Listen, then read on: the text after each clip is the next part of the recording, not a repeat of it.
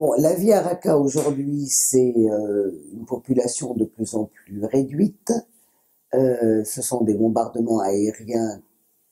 menés par la coalition contre les combattants de Daesh. Et donc la population subit à la fois le règne et l'emprise des forces de l'État islamique au sol et leurs lois et tout, et puis en même temps la peur des bombardements auquel s'est ajouté récemment la peur du lendemain, puisque maintenant, avec la bataille qui a commencé, ils ne savent pas très bien euh, ce qu'ils vont devenir, sachant qu'il y a une très grande partie, une majorité de la population qui a déserté la ville à chaque fois qu'ils ont eu l'occasion, que les taux s'est desserré, qu'ils ont pu fuir. Beaucoup de Raqawis sont partis. Bon, il y a eu des vagues depuis 2014 et puis même récemment,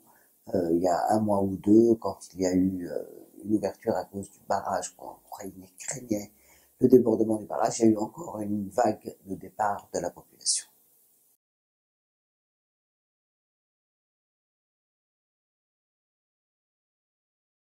Oui, je crois que c'est vraiment la question centrale euh,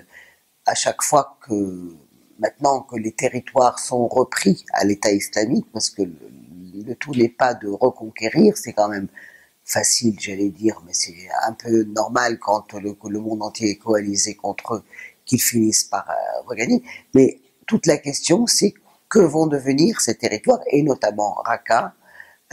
Il faut avoir planifié le lendemain, c'est-à-dire après la disparition de l'État islamique à Raqqa, quand cette ville, une population complètement traumatisée qui, depuis 2011-2012 quand même, est passée par plusieurs épreuves absolument invraisemblables, comment la vie va reprendre, surtout quelle autorité. Alors bon, je sais qu'il y a des groupes de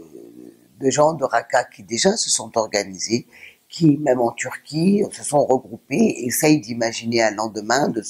pour remettre les choses en place, mais il faut surtout qu'ils aient un soutien international cohérent et qu'il n'y ait pas aussi de problèmes avec les forces, les groupes armés sur lesquels s'appuient les Américains et qui sont en train de mener la bataille pour reprendre Raqqa et qui sont composés en grande partie de Kurdes, ce qui ne convient pas nécessairement à la population de Raqqa.